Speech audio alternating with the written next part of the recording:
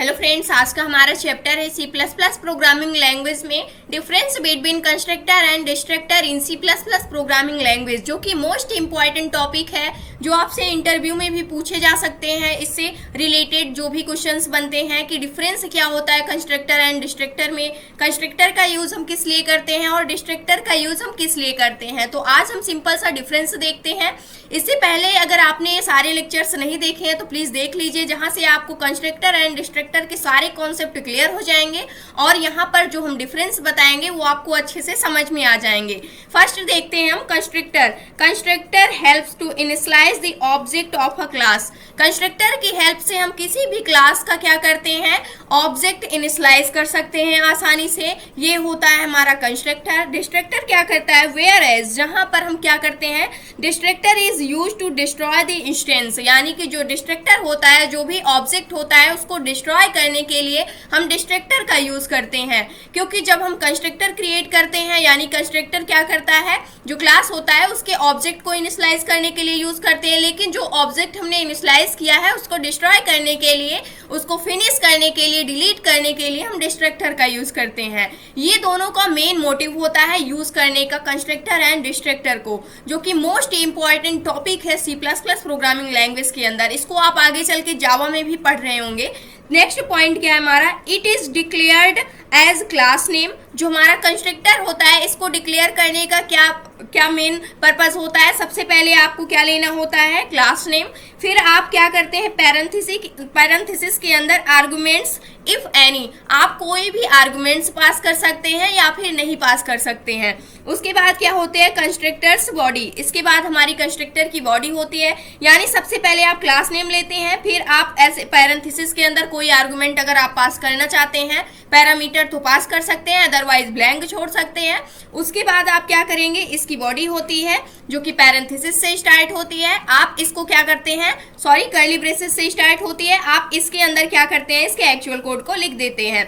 Next point क्या है हमारा डिस्ट्रक्टर का। डिस्ट्रक्टर क्या होता है, whereas it is declared as, जहां पर हमारा डिस्ट्रक्टर को हम किस प्रकार से डिक्लेयर करते हैं, सबसे पहले हम टिल्ड सिंबल का यूज करते हैं। यहाँ पर अगर आप देख रहे हो तो ये हमारा टिल्ड सिंबल है, इसकी हेल्प से हम डिस्ट्रक्टर को क्या करते हैं, डिक्लेयर करते हैं।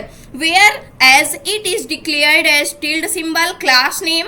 उसके बाद पैरेंथेसिस के अंदर नो आर्गुमेंट्स, यानी कि इसमें किसी भी आर्गुमेंट्स को पास करने की आवश्यकता नहीं होती है डिस्ट्रक्टर के अंदर, बट कंस्ट्रक्टर के अंदर आप ब्लैंक भी छोड़ सकते हैं, अदरवाइज आप क्या कर सकते हैं, कोई भी आर्गुमेंट्स पास कर सकते हैं। उसके बाद जो हमारा डिस्ट्रक्टर होता है इसकी क्या होती है, कर्ली ब्रेसेस होती है, जिसके अंदर हम इसके कोड को लिखते हैं। कुछ भी मैसेज अगर आप देना चाहते हैं तो दे सकते हैं।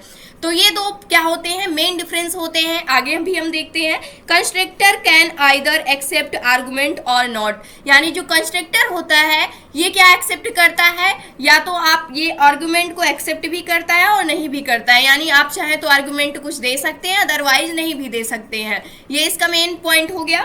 नेक्स्ट डिस्ट्रक्टर का क्या होता है, while it can't have any arguments, जबकि जो हमारा डिस्ट्रक्टर होता है ये कोई भी किसी भी प्रकार का आर्गुमेंट्स नहीं लेता है, यानी कि आप इसमें किसी भी प्रकार का आर्गुमेंट्स नहीं रख सकते हैं। नेक्स्ट फोर्थ पॉइंट हम देखते हैं। फोर्थ पॉइंट क्या है, अ constructor is called when an instance और ऑब्जेक्ट, इंस्टेंस बोले या फिर आप ऑब्जेक्ट बोले, of a class is created. Constructor कब कॉल होता है, जैसे ही आप क्लास का इंस्टेंस यानी कि ऑब्जेक्ट, क्लास ऑफ यानी object of a class is created, यानी जैसे ही आप क्लास का ऑब्जेक्ट क्रिएट करते हैं वैसे ही जो हमारा कंस्ट्रक्टर होता है ये क्या हो जाता है, कॉल हो जाता है। इसको कॉल करने की आवश्यकता नहीं होती है कंस्ट्रक्टर को, बाय डिफॉल्ट ये क्या होता है, जैसे ही आप क्लास का ऑब्जेक्ट क्रिएट करते हैं वैसे ही हमारा कंस्ट्रक्टर जो होता है ये कॉल हो जाता है। अब देखते हैं डिस्ट्रक्टर में इससे क्या डिफरेंस है। It is called while object of the class is freed और डिलीटेड, यानी कि डिस्ट्रक्टर हमारा कब कॉल होता है, जैसे ही जो हमारा ऑब्जेक्ट होता है क्लास का वो फ्री होता है, यानी कि जैसे ही वो फ्री हो जाता है वैसे ही क्या हो जाता है, फ्री या फिर फ्रीड या फिर डिलीटेड आप बोल सकते हैं। जैसे ही हमारा कंस्ट्रक्टर कॉल होता है, यानी कि जैसे हम क्लास का ऑब्जेक्ट क्रिएट करते हैं तो वैसे ही हमारा कंस्ट्रक्टर कॉल हो जाता है। लेकिन जब हमारा डिस्ट्रक्टर कब कॉल होता है, जैसे ही हमारा कंस्ट्रक्टर कॉल हुआ उसके बाद जो उसके लिए ऑब्जेक्ट बनना था वो क्या हो गया, क्लास के लिए क्रिएट हो गया। उसके बाद वो जो ऑब्जेक्ट क्रिएट हुआ है यानी उसके लिए जो भी मेमोरी एलोकेट की गई है उसके जस्ट बाद जैसे ही हमारा ऑब्जेक्ट फ्री होता है वैसे जो ऑब्जेक्ट होता है उसकी मेमोरी को जो हमारा डिस्ट्रक्टर होता है वो फ्री कर देता है। यानी कि अगर आप सिंपल सा समझें तो जैसे ही हमारा कंस्ट्रक्टर कॉल होता है उसके जस्ट बाद ही हमारा डिस्ट्रक्टर भी क्या हो जाता है, कॉल हो जाता है। नेक्स्ट पॉइंट क्या है, constructor is use to allocate the memory to an instance और ऑब्जेक्ट। कंस्ट्रक्टर का यूज किस लिए होता है, मेमोरी को एलोकेट करने के लिए, किसके लिए, ऑब्जेक्ट या फिर इंस्टेंस के लिए। यानी कि जो हमारा कंस्ट्रक्टर होता है, जो हमारी क्लास होती है, उसके ऑब्जेक्ट के लिए मेमोरी को एलोकेट करने के लिए हम कंस्ट्रक्टर का यूज करते हैं।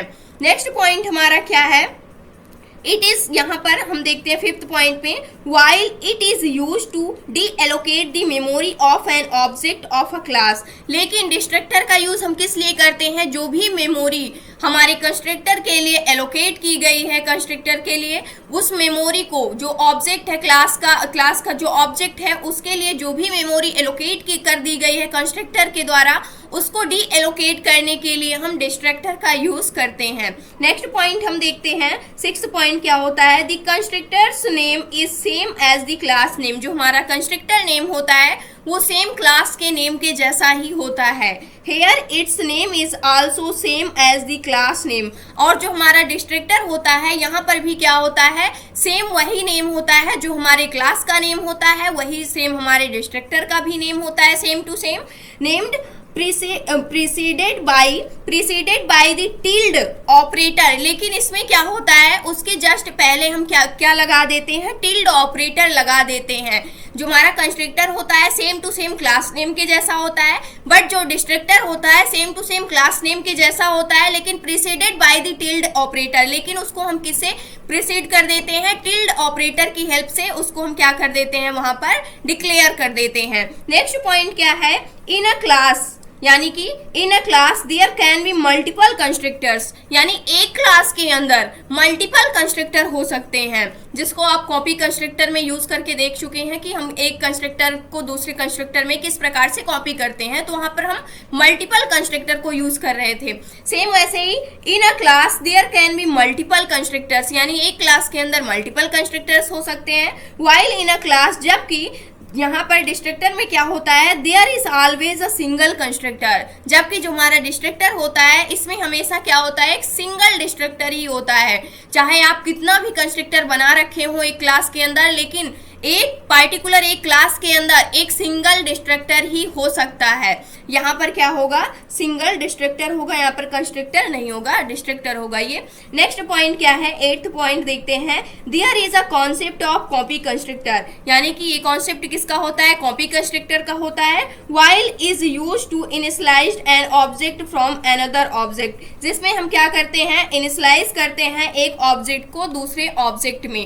नेक्स्ट पॉइंट क्या है, while here there is no copy destructor concept. जबकि जो हमारा डिस्ट्रक्टर होता है इसके अंदर कोई भी कॉपी डिस्ट्रक्टर कॉन्सेप्ट नहीं होता है, यानी कि कॉपी करने का कोई भी कॉन्सेप्ट नहीं होता है डिस्ट्रक्टर के अंदर। नेक्स्ट पॉइंट देखते हैं, they are often called is successive order. यानी सक्सेसिव ऑर्डर का मतलब क्या होता है, यहाँ पर सक्सेसिव ऑर्डर का मतलब ये होगा यहाँ पर कि जब भी हम यहाँ पर कंस्ट्रक्टर को कॉल करते हैं तो हमेशा एक सीक्वेंस में क्या होता है, कॉल होता है। यानी कि अगर जो हमारा सबसे पहले हमने ऑब्जेक्ट 1 बनाया है, फिर ऑब्जेक्ट 2, फिर ऑब्जेक्ट 3, फिर 4, तो सबसे पहले फर्स्ट वाला कॉल होगा, फिर सेकेंड वाला, फिर थर्ड वाला, फिर 4 वाला। इसको हम क्या बोलते हैं, सक्सेसिव ऑर्डर बोलते हैं।